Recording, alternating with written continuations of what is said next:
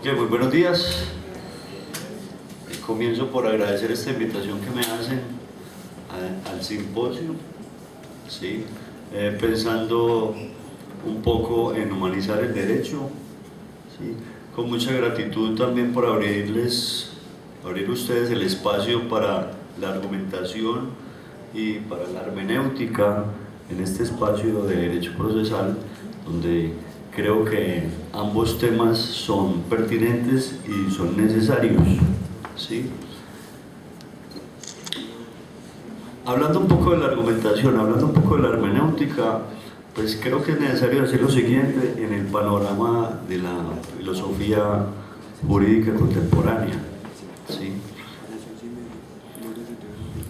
Tanto la argumentación como la hermenéutica, que son facetas de la filosofía analítica, dominan hoy por hoy el panorama de la teoría jurídica. Eso ha sucedido porque a lo largo del siglo XX y hasta nuestros días, en el siglo XXI, hemos visto que la teoría jurídica ha ido asumiendo diferentes corrientes filosóficas. Entonces a nosotros nos tocó estudiar una teoría jurídica muy basada en el existencialismo, ¿sí?, de Ortega y Gasset. A nosotros nos tocó una teoría jurídica muy basada en la fenomenología existencial de Ortega y Gasset, un poco de Sartre. Ese paradigma ha ido cambiando un poco y ha ido tomando mucha fuerza la filosofía analítica, ¿sí? En la filosofía analítica dominan hoy por hoy el panorama de la teoría jurídica dos corrientes que parecen no ponerse muy bien de acuerdo, ¿sí? Es la corriente de la teoría de la argumentación liderada por Robert Alexy y la corriente de la teoría hermenéutica liderada por Dworkin, ¿sí? Ambas teorías se muestran o se quieren mostrar como hegemónicas en el campo en el que quieren explorar y quieren mostrarse como la solución para una búsqueda sistemática del derecho. Digamos que la teoría de Alexy es una teoría de la argumentación, pero también es una teoría normativa que llega a proponer unas metanormas para que los jueces fallen racionalmente, mientras que la teoría de Dworkin hace énfasis en el concepto de caso difícil y en ese sentido lleva al juez a un plano mucho más intuitivo, donde el juez es verdaderamente creador de derecho. Esas dos corrientes parecen dicotómicas y antitéticas y parecen no ponerse muy bien de acuerdo. Pues uno de los autores que ha logrado establecer un puente de comunicación dialéctico entre la teoría de la argumentación y la hermenéutica es Paul Ricoeur. Pero Paul Ricoeur pone a dialogar argumentación y hermenéutica desde el punto de vista de la narrativa. Él tiene un texto que se llama Tiempo y Narración, y ese texto es perfectamente aplicable al derecho y es perfectamente aplicable porque pone a dialogar la teoría de la argumentación con la hermenéutica, proponiendo una teoría narrativa del derecho. Paul Ricoeur no la propone directamente porque él piensa es en el terreno de la historia, pero en mi experiencia como docente he visto cómo la aplicación de la teoría narrativa al derecho permite ese diálogo entre argumentación y hermenéutica y permite además salirse de un atolladero en el que parece estar la teoría jurídica contemporánea, y es la obsesión por el estudio de la norma jurídica. Todos nosotros hemos visto en nuestras materias teóricas en derecho, hemos visto cómo el énfasis se ha hecho permanentemente en el uso y en el estudio de la norma jurídica. O sea, tenemos una teoría demasiado normalista. ¿Y dónde queda el problema de la acción? Pues bien, la acción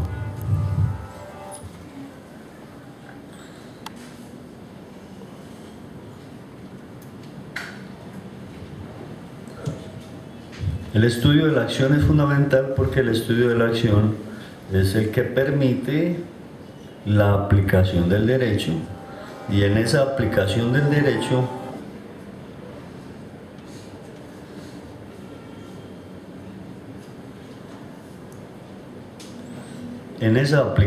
derecho participan tanto la argumentación como la hermenéutica. Entonces, partiendo de Paul Ricoeur, hemos venido desarrollando una visión del derecho que integre el estudio de la norma jurídica, el estudio de la acción y el estudio de la sentencia. Para ello hemos procedido como plantea Paul Ricoeur en Tiempo y Narración, y vamos a hablar del derecho desde el punto de vista de 3 planos conceptuales bien definidos. Él habla de mimesis 1, mimesis 2 y mimesis 3. Y en la mimesis 1 tenemos todo el campo normativo, lo denominan red conceptual, ¿sí?, o red paradigmática. En la mimesis 2 tenemos la narración de la acción en el proceso, y en la mimesis 3 tenemos la sentencia. Ahora, se utiliza el término mimesis, que es un término que puede sonar poco usual y que es un término que puede llamar a equívocos, ¿sí? Vemos que desde Aristóteles mimesis significaba representación, es la representación de las pasiones humanas en el teatro griego, ¿sí?, donde las personas que asistían al teatro podían hacer catarsis de sus pasiones. Entonces, en ese sentido, mimesis significa representación. Para Paul Ricoeur, que trabaja en el plano de la historia, mimesis significa representación, pero también configuración de la trama narrativa, porque la historia es una configuración de una trama narrativa. Y nosotros sabemos que en el derecho hay una historia por contar, que es la historia de la acción, ¿sí? Si yo no le cuento al juez cuál fue la acción, él no va a tener la posibilidad de aplicar el derecho. Entonces, el elemento de la acción es fundamental para el estudio del derecho y para la aplicación, y allí van a confluir argumentación y hermenéutica. Entonces, volviendo al tema de la mimesis, ¿qué ocurre? En el derecho, la mimesis 1 ya no es configuración, sino una serie de creación de ficciones legales, en la medida en que el derecho es producto de la imaginación humana, ¿sí? Los estados naturalmente no existen, que él se diría que son ámbitos de validez de la norma jurídica, ¿sí? Las personas jurídicas son ficciones, los límites que colocamos son ficticios. Yo me atrevería a decir que el derecho de propiedad es una ficción que se inventa para justificar una expropiación. Entonces la mimesis 1 está constituida por una serie de ficciones, ¿sí?, en las que aparece necesariamente el elemento de la norma jurídica. La norma jurídica pues es fundamental para el estudio del derecho. Entonces sabemos que esa norma tiene unas características definidas, que es una norma exterior, que es una norma bilateral, heterónoma, coercible. Sabemos que es una norma que tiene una estructura lógica definida, con una hipótesis normativa, una consecuencia jurídica. Eso no lo podemos poner en duda, ¿sí? Y tenemos una serie de normas que van constituyendo una red conceptual, ¿sí?, que algunos denominan orden jurídico o sistema jurídico, pero esa red conceptual tiene una característica, y es que allí las acciones aparecen pre-narradas o precontadas. Uno lee un código penal o un código civil, lo que va a ver allí es una historia que aparece congelada, una historia que aparece precomprendida, una historia que está esperando a que alguien la actualice en la vida real, en la vida cotidiana, ¿sí? Y una serie de conceptos que hablan de las circunstancias de la acción, de los motivos de la acción, del tiempo de la acción, del espacio de la acción, en fin, allí aparece todo como hipótesis. Esa mimesis 1, donde tengo la red conceptual, es la que me va a permitir no solamente la interpretación de la norma jurídica, sino fundamentalmente la interpretación jurídica de la acción. ¿Sí? Cuando yo digo que alguien ha celebrado un contrato de compra-venta, yo estoy haciendo una interpretación jurídica de la acción. Tal vez un psicólogo, un antropólogo puede hacer una interpretación distinta porque tiene una red conceptual distinta, pero para nosotros que somos abogados, la interpretación jurídica correcta es hablar de un contrato, de un delito o un cuasi delito o una fuente obligacional. ¿Sí? El elemento central aparece en la mimesis 2, porque en la mimesis 2 el abogado se ve en la necesidad de configurar una trama narrativa en la que va a ir a contarle al juez cuál es la historia que él debe aplicar, o mejor, a la que él debe aplicar el derecho. ¿Sí? Allí tenemos un vacío en nuestro medio porque no tenemos un criterio claro acerca de qué es un hecho. Es más, hablamos de hechos, lo cual es un error, porque los hechos son de la naturaleza. Deberíamos hablar más bien de acciones que involucran la libertad y la voluntad humana. Y en ese sentido, pues, ¿qué parámetros utilizo yo? ¿Qué criterios utilizo yo para hacer una buena narración ante los jueces? ¿Sí? Yo creo que al juez no es necesario enseñarle derecho, porque se supone que él conoce el derecho. Además, creo que no es muy prudente tampoco enseñarle derecho al juez o pretender enseñarle derecho al juez, porque el juez necesita, desde el punto de vista práctico, saber qué sucedió para poder aplicar el derecho. Allí entonces aparece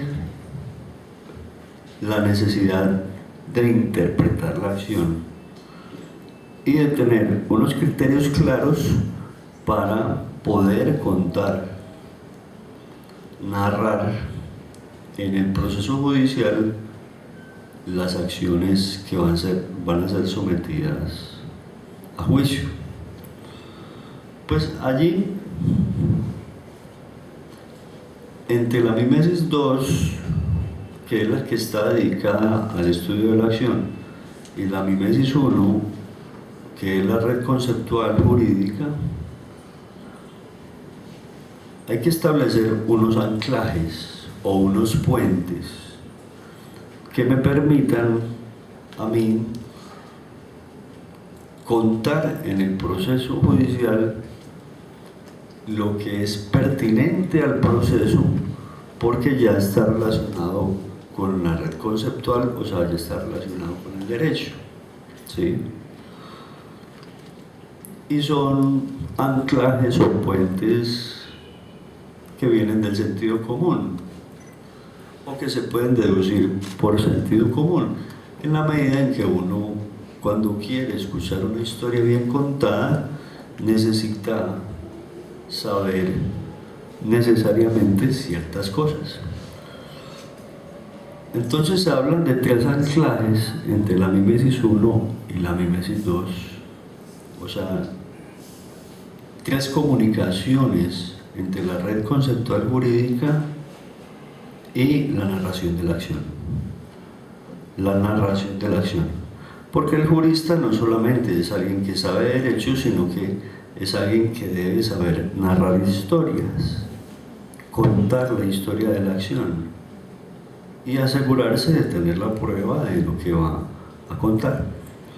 Pues bien, esos puentes son las estructuras inteligibles de la acción. ¿Qué necesita saber el juez? Necesita saber quiénes son los sujetos de la acción. Sujetos de la acción. El quién de la acción. ¿Quién realizó la acción? El quién estaba precontado en la norma jurídica, en abstracto. Ahora en el proceso el quién aparece como alguien concreto que tiene un nombre definido, una cédula y demás. Luego de los sujetos vienen las circunstancias.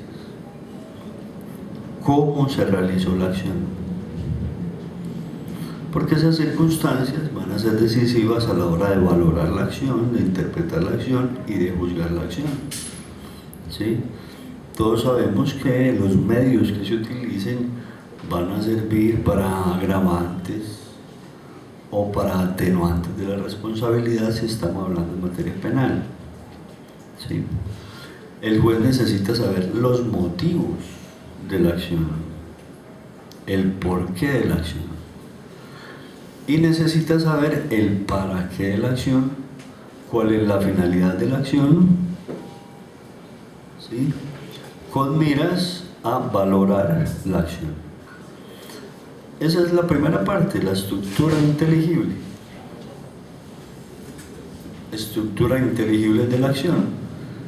Como se dan cuenta, comunican perfectamente la mimesis 1 con la mimesis 2. En la mimesis 1 están las circunstancias ya ahí precontadas, ya están los sujetos ahí precontados, ya están los fines precontados, precomprendidos, ¿sí? Y los motivos también se sancionan en la medida en que el derecho necesita saber, conocer cuáles son las circunstancias subjetivas que llevan a alguien a realizar una acción cualquiera. Luego de las estructuras inteligibles de la acción, o sea, las que me permiten comprender la acción, tengo algo muy importante que son los recursos simbólicos de la acción, y es el contexto de la acción, dónde se realiza la acción, cuáles son las normas y convenciones que rigen un contexto de la acción, en la medida en que no es lo mismo, no son las mismas normas si yo estoy en un congreso, si yo estoy aquí en este simposio o si estoy afuera en el Parque Berrío o si estoy en la biblioteca Luis Ángel Arango o demás, o si voy en el metro. Sí, ese contexto de la acción es fundamental para la valoración y para la interpretación de la acción. Y finalmente queda algo que el juez debe saber, y es la temporalidad de la acción. ¿Cuándo nace la acción y cuándo termina con el resultado? ¿Sí? ¿Cuándo nace la acción? Pues allá hay varias teorías. Está la teoría finalista que plantea que la acción surge cuando el sujeto se representa la finalidad a la que quiere llegar, de teorías funcionalistas y demás. Pero desde Aristóteles creo que la teoría finalista ha sido bastante exitosa y bastante coherente. La forma de proceder de los seres humanos involucra una capacidad de prever, una providencia, una capacidad de mirar hacia el futuro, de desear cosas futuras y después de escoger unos medios para llegar a un resultado. Entonces, tenemos ya dos anclajes: las estructuras inteligibles, sujetos, circunstancias, motivos, fines, y los recursos simbólicos que hacen relación al contexto de la acción. Como ustedes se pueden dar cuenta, esa posición ya nos deja la norma en una posición que, si bien es importante, no es fundamental. ¿Sí? Yo puedo saber mucho de derecho, pero si no sé narrar la historia correctamente, el proceso se me va a caer, por mucho derecho que sepa. Entonces, ahí son fundamentales esos tres anclajes de los que vengo hablando, esos tres puentes: estructura inteligibles, recursos simbólicos y temporalidad. Tenemos ya dos mimesis. La mimesis 1, con su red conceptual, donde aparecen todas las ficciones necesarias creadas por el derecho para solucionar problemas prácticos, ¿sí? Una mimesis 2 en la que tengo la narración de la acción en el proceso, teniendo en cuenta que esa narración debe siempre tener un referente normativo, porque si no tiene el referente normativo, entonces yo ya no estoy hablando propiamente en el campo del derecho, sino que ya estoy hablando de otras cosas que no van a ser impertinentes. Con los anclajes me aseguro siempre tener una narración que tiene eco en la norma jurídica, y lo único que necesita el abogado, creo, ahí es aportar la prueba pertinente sobre todo lo que está asegurando, ¿sí?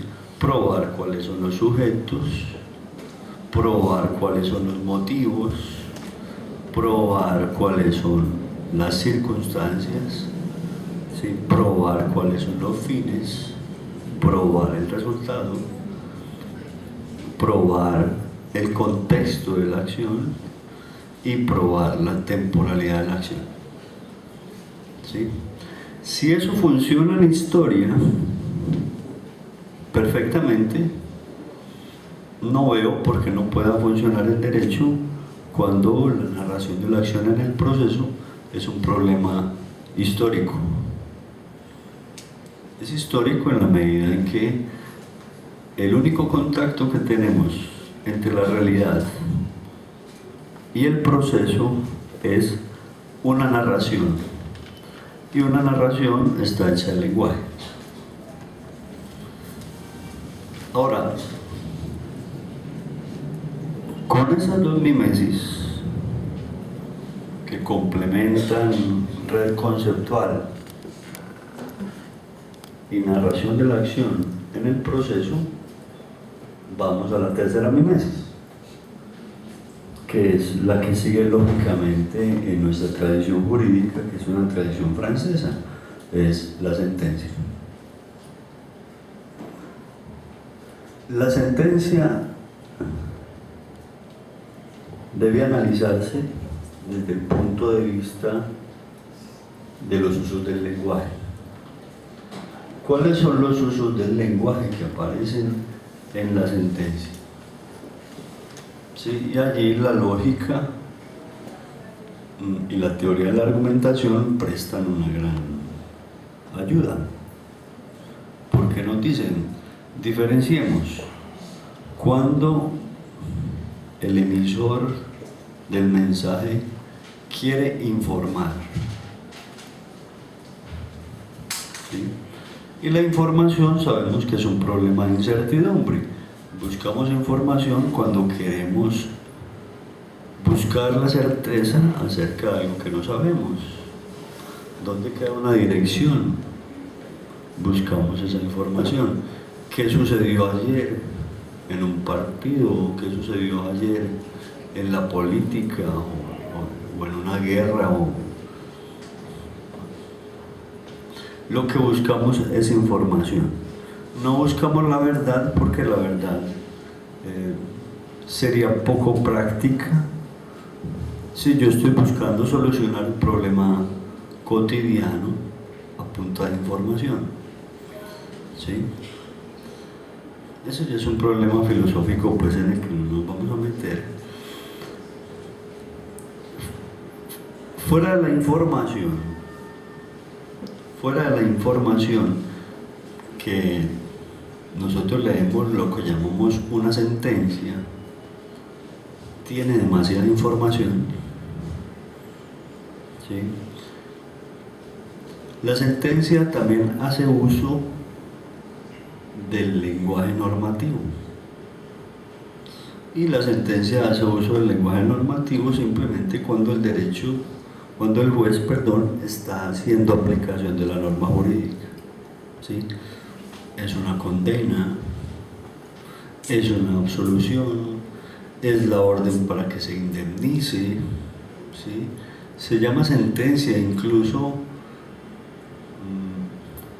porque los romanos antiguos clásicos llamaban sentencia a una frase muy corta, casi que un aforismo, que solucionaba un problema con muy pocas palabras.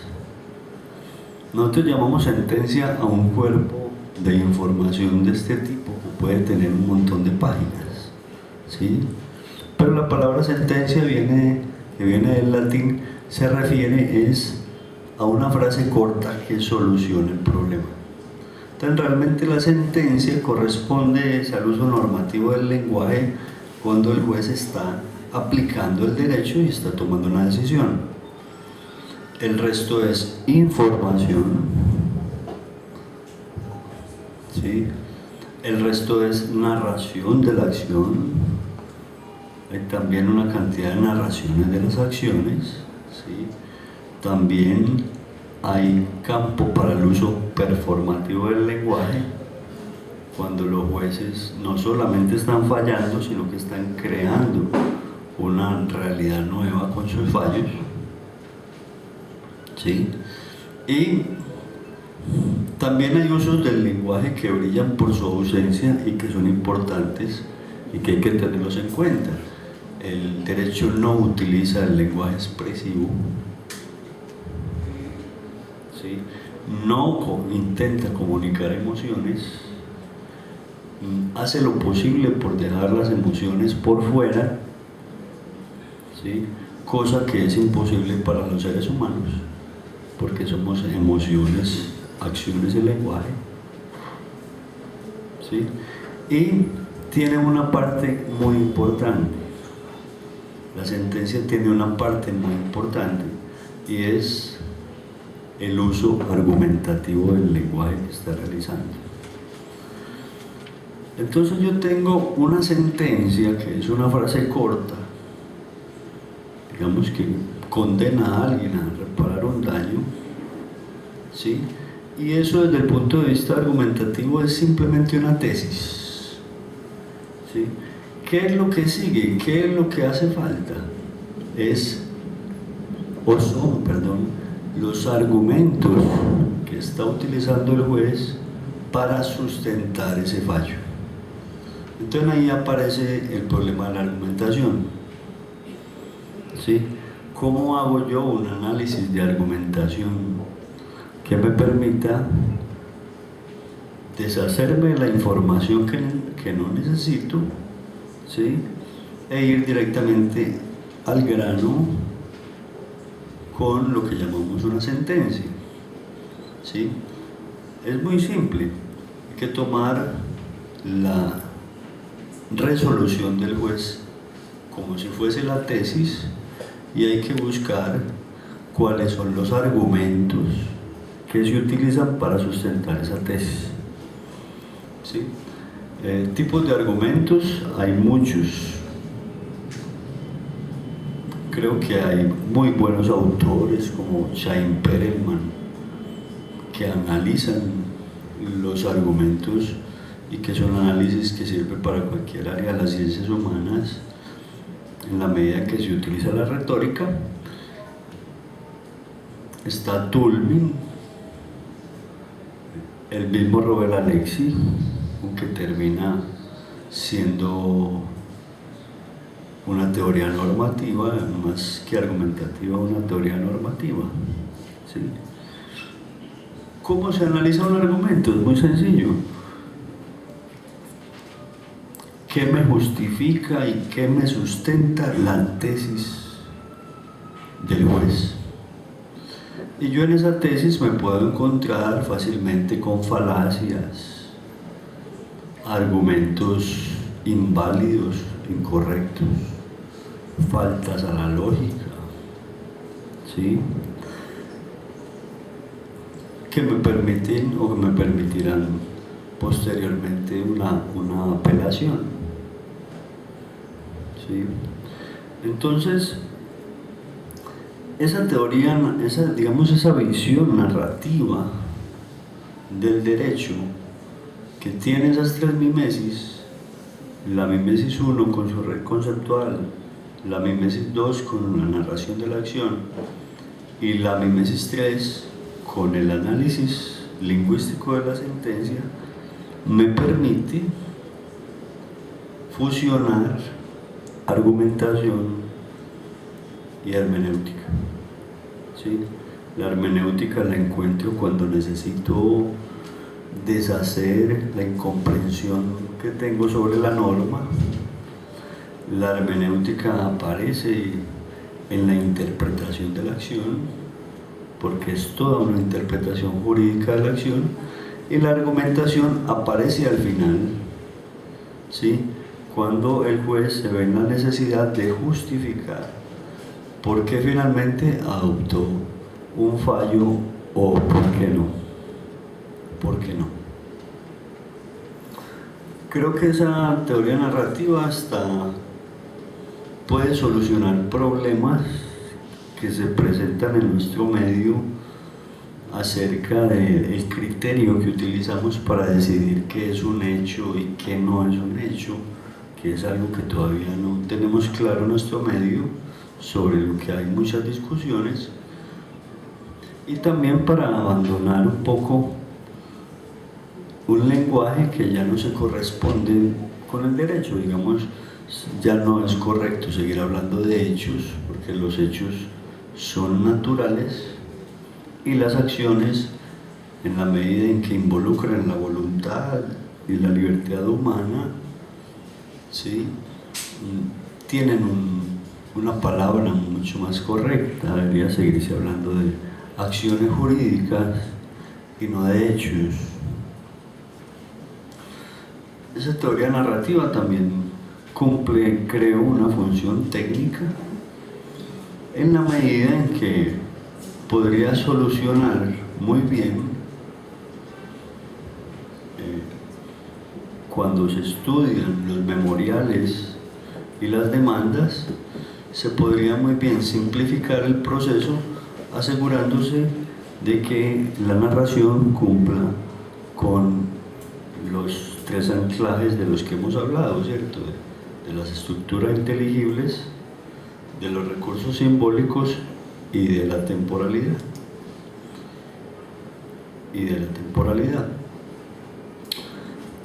Eso es básicamente lo que quería comentarles esta mañana. Les agradezco mucho la atención.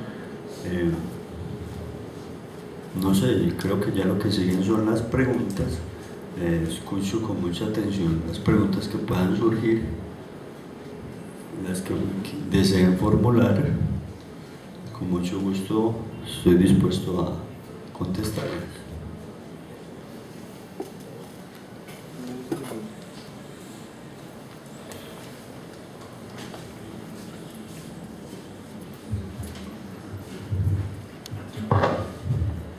¿No tenemos preguntas? Sí, una pregunta. Gracias, profesor. Es a ver si por favor nos amplía un poco el tema de la argumentación desde el punto de vista de Manuel Atienza, que también ingresa con un postulado filosófico frente a la interpretación de las normas y el derecho, en torno a la parte hermenéutica de la sentencia. Muchas gracias.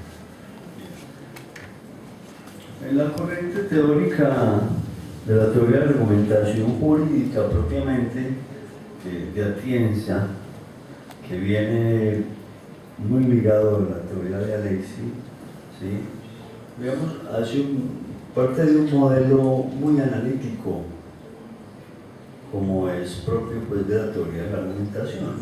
¿Sí? Es un modelo analítico que intenta lograr al final un diagrama de argumentos que permita evaluar la corrección de esos argumentos. ¿Sí? Yo creo que eso es un error que está cometiendo o que viene cometiendo la filosofía analítica y sobre todo la teoría de la argumentación. ¿Cuándo se vuelve una teoría normativa? Digamos, tanto Alexi como Atienza terminan proponiendo metanormas, ¿sí? Es decir, normas que van a dirigir y van a controlar racionalmente, entre comillas, pondría yo, la actividad del juez. ¿Sí? Yo creo que eso es una forma de castrar un poco lo que debemos entender por jurisprudencia, que es un término que hemos olvidado desafortunadamente. La jurisprudencia se volvió un problema cuantitativo, ¿sí? De cuántas sentencias produce un juez sobre un mismo punto de derecho, ¿sí? En cierta dirección, pero olvidamos una cosa, olvidamos lo más importante, olvidamos la prudencia, ¿sí?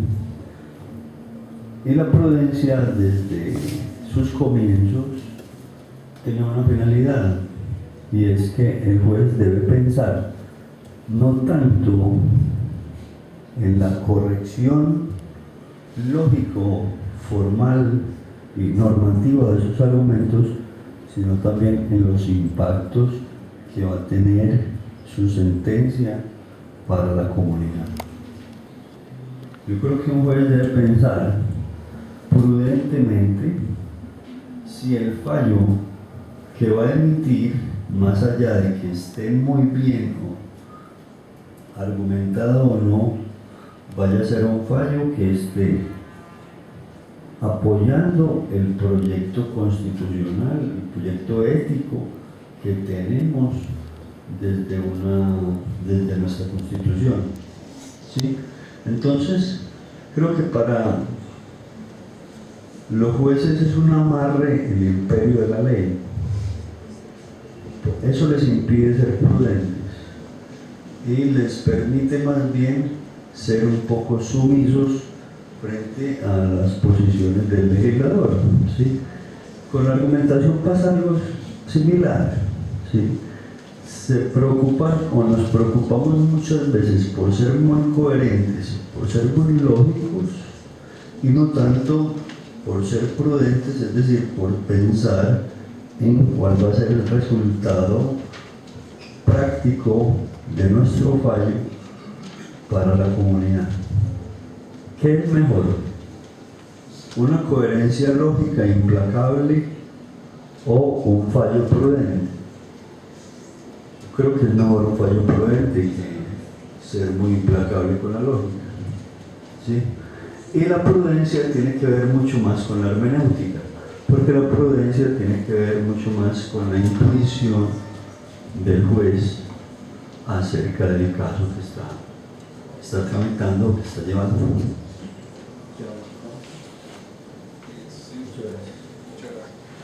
No sé si hay alguna otra pregunta.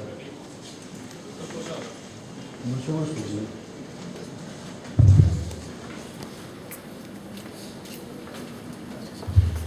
Doctor Posada, mencionaba usted que hay una distinción, o que no se debe identificar la verdad con los hechos, puesto que la verdad es un problema más filosófico. Y luego dice que no se debe hablar exactamente de hechos, sino de actuaciones jurídicas. Entonces, si la actuación jurídica no es igual al hecho, y el hecho no es igual a la verdad, en últimas, ¿de qué depende la validez en la hermenéutica jurídica? Es muy buena pregunta, es muy buena pregunta. Precisamente por eso se habla de mimesis, porque el resultado de la narración es un resultado que no viene del mundo natural, que no viene del mundo de los hechos, sino que está prefabricado por la red conceptual. Todos los conceptos que voy a utilizar en la narración vienen ya precomprendidos dentro de la red conceptual, ¿sí? Luego ya no puedo hablar de verdad, sino de la corrección de mi narración con respecto a los conceptos que vienen en la red conceptual del derecho, ¿sí? A eso me refiero. Ya no hay posibilidad de la verdad, en el sentido de que no tengo hechos, sino que tengo acciones que vienen precontadas en una red conceptual jurídica, ¿sí? Digamos, el Código Penal ya me habló de unas circunstancias de agravación, ya me habló de la noche, ya me habló del ocultamiento, ya me habló de la violencia sobre las personas y sobre las cosas, ¿sí? Entonces mi narración no tiene tanto relación con lo que las personas hacen o no hacen, sino con que esas cosas que ellos hacen estén ya precomprendidas o precontadas en la norma jurídica. Porque si no hacen parte del derecho, no existen jurídicamente hablando, ¿sí? Están por fuera del derecho, ¿sí? Lo que no está prohibido está permitido y por lo tanto ya no hace parte del derecho, y yo ya no puedo llevarlo a un proceso para narrarlo, ¿sí? Entonces creo con muchos que es mejor hablar de la corrección de la narración que de la verdad de los hechos, porque la verdad de los hechos vive en un mundo distinto, vive en el mundo de lo natural. Ese mundo es el mundo de las ciencias naturales, ¿sí? Entonces estamos en el mundo de las ciencias humanas y allí tenemos solamente lenguaje y acciones que se acomodan a ese lenguaje. Pues esa es mi posición. Espero haya quedado comprendida que haya quedado contestada. Estamos... Tranquilo, sí. Seguimos, para eso estamos, para conversar. No sé si alguna pregunta más.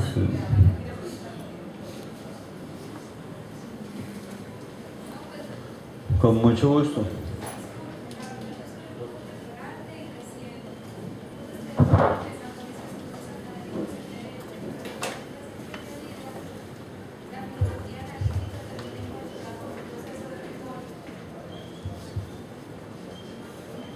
No, ya entendí la pregunta. Que en principio me disculpo por mi ignorancia, pero no entiendo en qué punto la filosofía analítica termina involucrada con los procesos de retórica del derecho actual.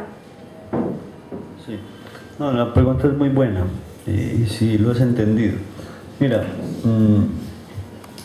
la filosofía analítica a partir de Frege y a partir de Russell toma varios caminos. Un camino de la lógica fuerte, o sea, la lógica matemática, de la lógica formal o lógica simbólica, que es un camino de puras demostraciones, es un camino matemático que algunos autores como Churión y Bulliin insisten en aplicar al derecho. No sé cómo van a hacer. Lo respeto mucho, pero no sé cómo van a hacer si yo parto de la base que el derecho es un asunto humano y no un asunto matemático. De ahí quedan dos corrientes de la filosofía analítica, que son la hermenéutica a partir de Dilthey y ya después con Gadamer, que se dispara como hermenéutica filosófica, y la teoría de la argumentación o nueva retórica, ¿sí? ¿Por qué se habla de nueva retórica? Porque la retórica Yo diría que durante todo el medioevo y sobre todo en la modernidad se convirtió en un juego estilístico. Entonces la retórica se tomó como algo para embellecer el discurso, ¿sí? Cuando hablamos de nueva retórica se trata de retomar la dialéctica antigua, hablando propiamente de la dialéctica de los estoicos, de Quintiliano, de Cicerón, ¿sí?, de Séneca, ¿sí?, donde ellos daban una importancia, esa era la lógica de ellos, daban una importancia fundamental a la retórica dentro de su estilo de vida filosófico, pero no retórica como adorno, sino retórica como argumentación, ¿sí? Ahora, yo la lógica simbólica la puedo matematizar y para eso es, y puedo tener demostraciones y demás, pero la teoría de la argumentación es mucho más abierta a lo intuitivo y a lo argumentativo, y con toda seguridad ningún análisis de argumentación hecho por distintas personas va a quedar igual, porque aunque haya unos argumentos estudiados, diferenciados por los autores, ¿sí?, la necesidad de interpretar el lenguaje hace que el análisis de argumentación vaya a cambiar, ¿sí?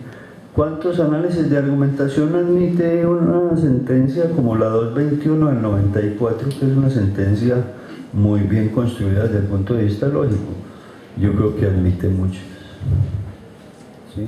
Entonces, cuando hablamos de retórica no hablamos de adorno, sino de argumentación como forma de buscar la persuasión de un auditorio, ¿sí?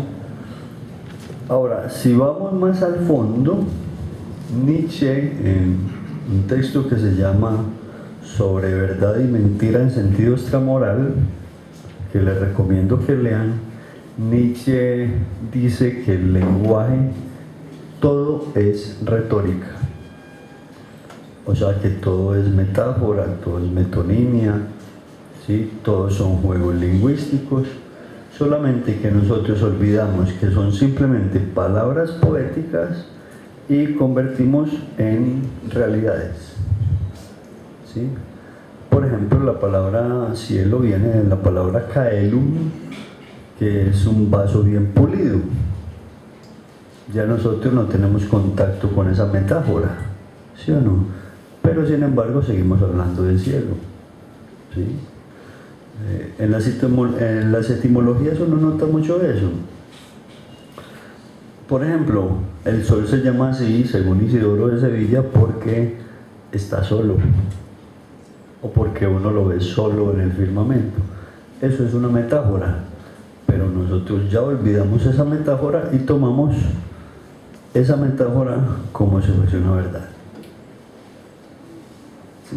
A sabiendas pues de que el sol nunca sale, sino que el sol es una imagen que fabrica nuestra atmósfera al refractar las luces que vienen hacia nuestro planeta, pero lo que nosotros vemos ahí es una imagen, ¿sí? No sé si quedamos claros, ¿sí? O sea,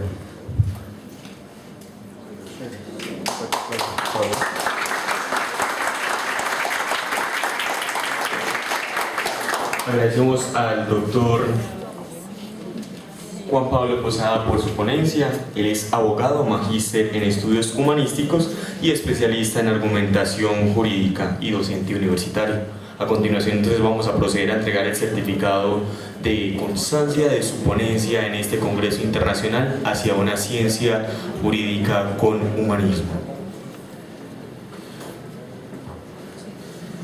La Universidad Católica Nuestra Señora de la Asunción, el Instituto Panamericano de Derecho Procesal, la Universidad Remington, la Asociación de Consumidores de Medellín, por cuanto el doctor Juan Pablo Posada ha participado en calidad de ponente en el Congreso Internacional de Derecho hacia una ciencia jurídica humanista, realizado en la ciudad de Medellín, del 10 al 13 de mayo, le otorga el siguiente certificado. Muchas gracias, doctor.